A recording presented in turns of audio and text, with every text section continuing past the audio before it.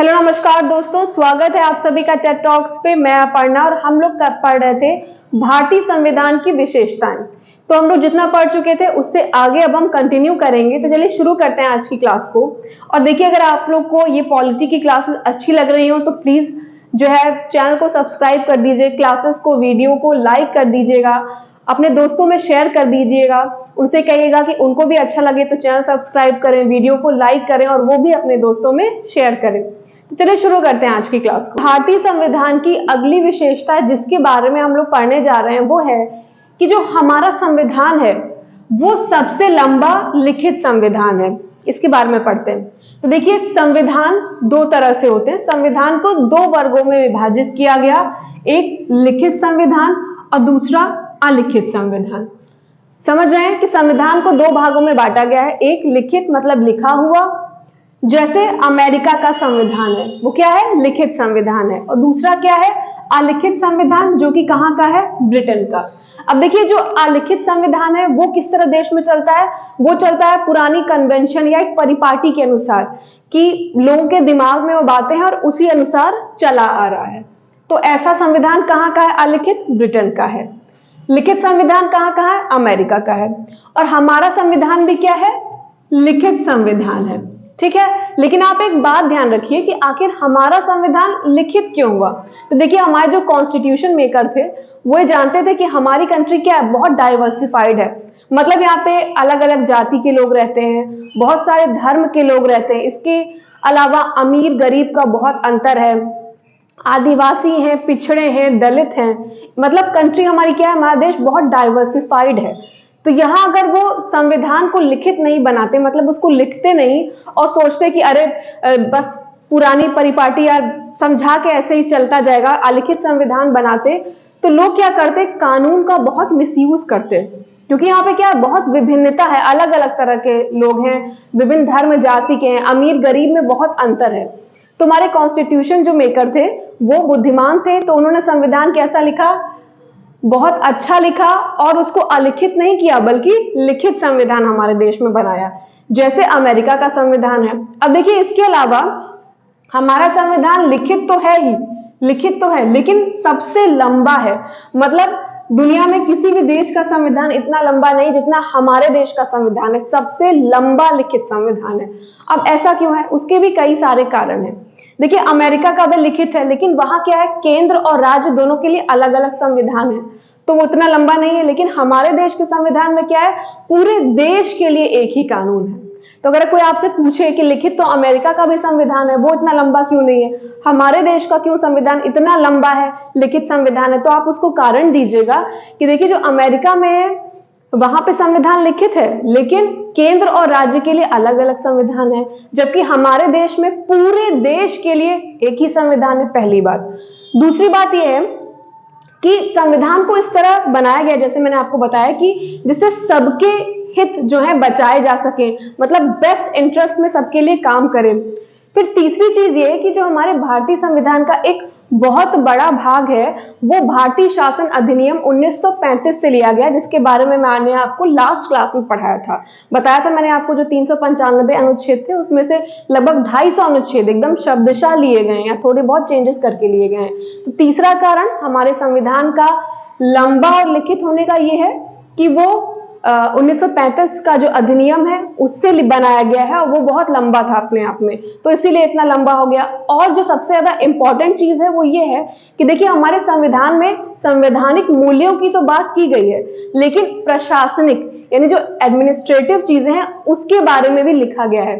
जैसे एग्जाम्पल के लिए कि केंद्र और राज्य के बीच करों का बंटवारा किस तरह होगा, करों का निपटारा किस तरह किया जाएगा केंद्र और राज्य के बीच, ये इस तरह की चीजें भी उसमें लिखी हुई है। मतलब संवैधानिक मूल्यों की तो बात हमारे संविधान में की ही गई, लेकिन जो प्रशासनिक यानी जो एडमिनिस्ट्रेटिव चीजें हैं उनके संबंध में भी बातें की गई। इसीलिए हमारा संविधान क्या है, सबसे लंबा लिखित संविधान है, क्योंकि इसमें कुछ भी नहीं छोड़ा गया।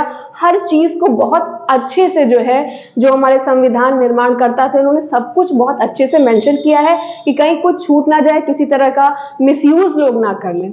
ठीक है, तो इस तरह आप समझ सकते हैं कि इन्हीं सब कारणों से हमारे देश का संविधान सबसे लंबा और लिखित संविधान है। अब देखिए, जो मूल रूप से संविधान बनाया गया उसमें एक प्रस्तावना थी, 395 अनुच्छेद थे, संविधान को 22 भागों में विभक्त किया गया था और 8 अनुसूचियां थी। लेकिन बाद में बहुत सारे संशोधन होते हैं, तो उसके बाद कितने अनुच्छेद हो जाते हैं इस टाइम? वर्तमान में देखिए 770 अनुच्छेद हैं, 12 अनुसूचियां हैं, 4 अनुसूचियां बाद में ऐड की गई, और अब संविधान हमारा 25 भागों में विभक्त है। कितने भाग हैं इसके? 25 भाग हैं। देखिए है तो 22 ही भाग, लेकिन क्या है कि जैसे 4 का ए हो गया, बी हो गया, तो इस तरह करके 25 हो गए। तो जो उनकी नंबरिंग है वो आज भी 1 से 22 तक है, लेकिन क्योंकि कुछ चीजें ऐड कर दी गई हैं तो कितने भाग हो गए? 25 भाग हो गए। पहले 8 अनुसूचियां थी, बाद में 4 और जोड़ी गई, तो 12 अनुसूचियां हो गई। और अनुच्छेद कितने हैं? वो अब हो गए हैं 470 के करीब अनुच्छेद। ठीक है, तो ये कुछ इंपॉर्टेंट चीजें हैं, आप याद रखिए कि हमारे संविधान में जो मूल रूप से संविधान बना, उसमें एक प्रस्तावना थी, 395 अनुच्छेद थे। ये सारे क्वेश्चन पूछे जाते हैं। 22 भागों में संविधान विभक्त था और 8 अनुसूचियां थी। ये तो क्वेश्चन अक्सर पूछते हैं, कितनी अनुसूचियां थी जो मूल संविधान था, तो उसमें 8 अनुसूचियां थी। इस समय वर्तमान में कितने अनुच्छेद हैं? 470। अनुसूचियां कितनी हैं? 12, और कितने भागों में विभक्त है? 25 भागों में विभक्त है। तो ये सारी चीजें इंपॉर्टेंट है, आप इसको याद रखिएगा। अब देखिए हमारे संविधान की जो अगली विशेषता है वो है कि हमारा संविधान जो है उसमें नम्यता भी है और अनम्यता भी है। यानी हमारा संविधान क्या है? फ्लेक्सिबल भी है और रिजिड है। यानी भारतीय संविधान क्या है? नम्यता और अनम्यता का समन्वय है। अब ये किस दृष्टिकोण से, किस ग्राउंड पे मैं बात कह रही हूं? तो ये मैं बात कह रही हूं संविधान संशोधन के दृष्टिकोण से। देखिए संविधान संशोधन जो होता है वो कहां से लिया गया है? दक्षिण अफ्रीका से लिया गया है। इसको आप थोड़ा याद रखा करिए। तो हमारा देश का जो संविधान है वो फ्लेक्सिबल भी है, यानी नम्य भी है, और रिजिड भी है, मतलब उसमें अनम्यता भी है। तो इसका वो मिश्रण है। ठीक है, इन दोनों का समन्वय है। ये मैं किस ग्राउंड पे बात कह रही हूं? संविधान संशोधन के दृष्टिकोण से कह रही हूं। तो देखिए एक जो संविधान संशोधन होता है, एक तो होता है साधारण बहुमत से, मतलब सिंपल मेजॉरिटी से। इसका क्या मतलब होता है कि इसका मतलब होता है कि सदन में उपस्थित संख्या, जितनी सदन में उपस्थित संख्या हो उससे आधे से ज्यादा लोग अगर उसके पक्ष में जो है वोट कर दें तो क्या होगा? संशोधन हो जाएगा। ठीक है, मैं आपको क्या पढ़ा रही हूं? संविधान की, भारतीय संविधान की विशेषता पढ़ा रही हूं, जिसमें क्या पढ़ा रही हूं कि हमारा संविधान क्या है? फ्लेक्सिबल भी है यानी नम्य है, और अनम्य है यानी रिजिड भी है, मतलब उसमें नम्यता भी है और वो कठोर है। तो इन दोनों का क्या है? वो समन्वय है। किस दृष्टिकोण से बता रही हूं? संविधान संशोधन के दृष्टिकोण से। अब देखिए इसी को आप सुनिए, आपको ध्यान से सुनना है। 3 तरीके हैं संशोधन के, जिससे आपको एकदम क्लियर हो जाएगा कि हमारा संविधान क्या है? फ्लेक्सिबल भी है, रिजिड भी है, इन दोनों का कॉम्बिनेशन है, एक समन्वय सा है उसमें नम्यता और अनम्यता का। देखिए जो पहला तरीका है संविधान संशोधन करने का, उसमें क्या है कि साधारण बहुमत से हो जाता है। साधारण बहुमत मतलब सिंपल मेजॉरिटी। इसका क्या मतलब है? देखिए सिंपल मेजॉरिटी का मतलब है कि सदन में जितनी उपस्थित संख्या है उससे आधे से ज्यादा लोग अगर पक्ष में वोट करेंगे तो क्या होगा? संशोधन हो जाएगा। तो ये तो बहुत आसान तरीका है, जितने उपस्थित हैं आधे से ज्यादा वोट कर दे रहे हैं पक्ष में, संशोधन हो जा रहा है। तो ये किस ओर इशारा कर रहा है? संविधान किस तरह का है? क्या बता रहा है? ये चीज बता रही है कि हमारा संविधान कैसा है? फ्लेक्सिबल है, मतलब नम्य है, कोई बहुत ज्यादा उसमें करने की जरूरत नहीं है। लेकिन अब अगला जो मैं आपको बताने जा रही हूँ, विशेष बहुमत यानी स्पेशल मेजॉरिटी। अब इसमें क्या होता है? देखिए सदन की कुल संख्या कितनी है? 545 होती है। ठीक है, अब स्पेशल मेजॉरिटी यानी विशेष बहुमत में क्या होता है कि जितने लोग सदन में उपस्थित हैं उनकी संख्या का 2/3 से अगर जो है बहुमत हो पक्ष में तो पास हो जाएगा। लेकिन जो सदन में उपस्थित सदस्यों की संख्या का 2/3 है वो कुल सदन की संख्या के 50% से ज्यादा होना चाहिए। मैं क्या कह रही हूं? विशेष बहुमत की बात कर रही हूं, स्पेशल मेजॉरिटी। इसका मतलब क्या होता है कि सदन में जो उपस्थित लोगों की संख्या है, सदन में उपस्थित सदस्यों की संख्या का 2/3। अब मान लीजिए सदन में उपस्थित सदस्यों की संख्या कितनी है? 300 है। अब इस 300 का अगर हम 2/3 कर दें, 300 का 2/3 कर देंगे तो कितना आ जाएगा? देखिए 200 आ जाएगा। अब जो ये 200 आया है, यानी सदन में उपस्थित सदस्यों की संख्या का जो 2/3 है उससे बिल पास हो जाएगा। लेकिन ये जो 200 है वो कुल सदस्य संख्या कितनी होती है? 545 होती है कुल सदस्य संख्या। तो कुल सदस्य संख्या के 50% से ज्यादा होना चाहिए। अब इसका 50% कितना होगा? अगर आप 50% मतलब आधे से ज्यादा होना चाहिए, तो कितना आ जाएगा? लगभग 273 आ जाएगा। तो आप समझ गए कि ये जो संख्या है ये 273 से अगर बड़ी होगी यानी 50% से ज्यादा होगी, यानी आधे से ज्यादा होगी, तो क्या होगा? वो पास हो जाएगा। समझ गए? देखिए 2 तरीके अभी तक मैंने आपको बताया। पहला था साधारण बहुमत यानी सिंपल मेजॉरिटी। इसमें क्या है कि सदन में जितने लोग उपस्थित हैं उसमें से आधे से ज्यादा अगर पक्ष में वोट करेंगे तो संशोधन हो जाएगा। ये क्या बता रहा है कि भाई संविधान हमारा नम्य है, फ्लेक्सिबल है। दूसरा क्या है? विशेष बहुमत यानी स्पेशल मेजॉरिटी की बात की जा रही है। अब ये क्या कह रहा है कि सदन में जितने लोग उपस्थित हैं, जितनी संख्या है, उनका 2/3 अगर पक्ष में वोट करेंगे तो पास हो जाएगा। लेकिन ये जो 2/3 पक्ष में वोट कर रहे हैं वो कुल सदन की जो संख्या है उसके आधे से ज्यादा होना चाहिए। समझ गए? तो अब ये क्या बताता है? विशेष बहुमत यानी स्पेशल मेजॉरिटी हमें क्या बता रही है कि हमारा संविधान क्या है? थोड़ा रिजिड है, मतलब अनम्य है, थोड़ा सा कठोर है। ये इस तरह बता रहा है ना, क्योंकि ये तो आसानी से पास नहीं हुआ।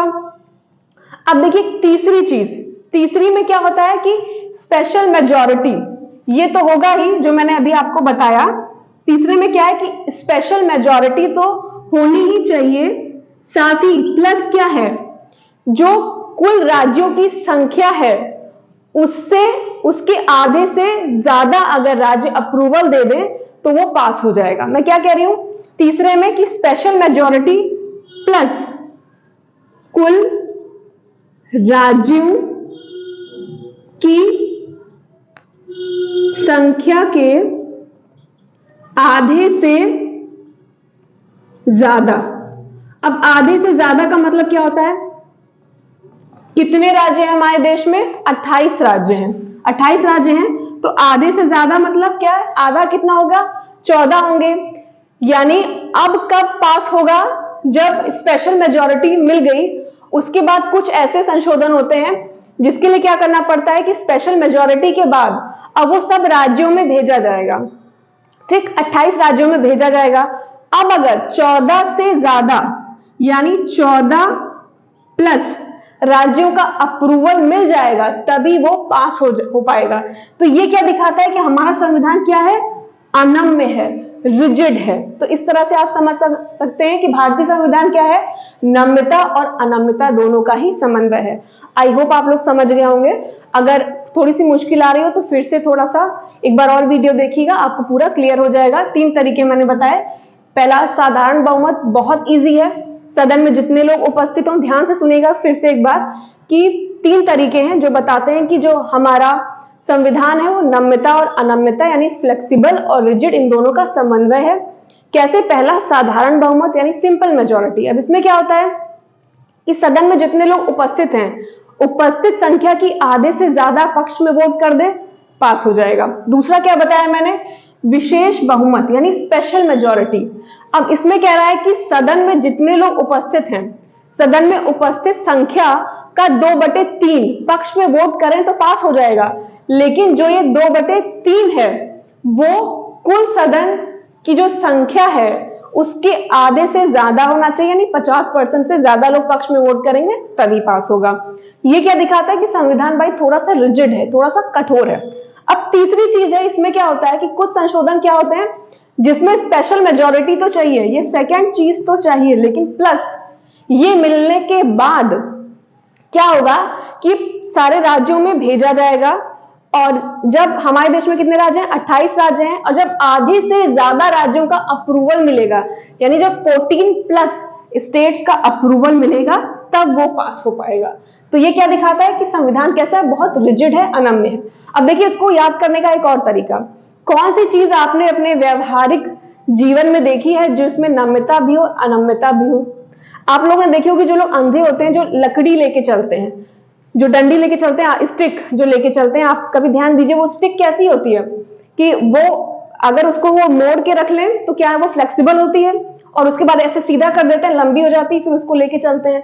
तो अगर आपको नम्यता और अनम्यता का समन्वय याद रखना है अपने दैनिक जीवन में, तो वो है जो अंधों की स्टिक होती है, आप उसको याद रखिएगा। इसको याद रखने का यही सबसे अच्छा तरीका है कि आप याद रखें, जो लोग अंधे लोग स्टिक लेके चलते हैं तो क्या ऐसे देखिए, उसको चाहे तो वो ऐसे फोल्ड करके भी रख सकते हैं, और खोल देते हैं तो ऐसे लंबी सी हो जाती है ना। तो उसमें क्या है, नम्यता भी है, फ्लेक्सिबल भी है कि भाई फोल्ड करके रख दिया, और जब लंबी सी कर देते हैं, उसको लेके चलना होता है, उनको कहीं जाना होता है, तो क्या होती है वो कैसी कठोर सी हो जाती है, रिजिड हो जाती है। तो इसको आप ऐसे याद रखिए कि हमारे संविधान की एक विशेषता क्या है, इसमें नम्यता भी है, अनम्यता भी है। इसको आप कैसे याद रखेंगे कि ये अंधे की लकड़ी जैसे है, मतलब बेसहारों का सहारा जैसे है। ठीक है, तो ये पूरा था, मैंने आपको बता दिया। आई होप आप लोग को अच्छे से समझ में आ गया होगा। देखिए आज की क्लास के लिए बस इतना ही। अब हम आपसे मिलेंगे अपनी अगली क्लास में। तब तक अगर आप लोगों को ये वीडियो अच्छा लगा हो तो प्लीज इसको लाइक कर दीजिएगा, चैनल को सब्सक्राइब कर दीजिएगा, अपने दोस्तों में भी शेयर करिएगा। तो आप लोग अपनी तैयारी, अपनी पढ़ाई अच्छे से करते रहें। आप सभी को आपके एग्जाम की तैयारी के लिए बेस्ट विशेस। नमस्कार।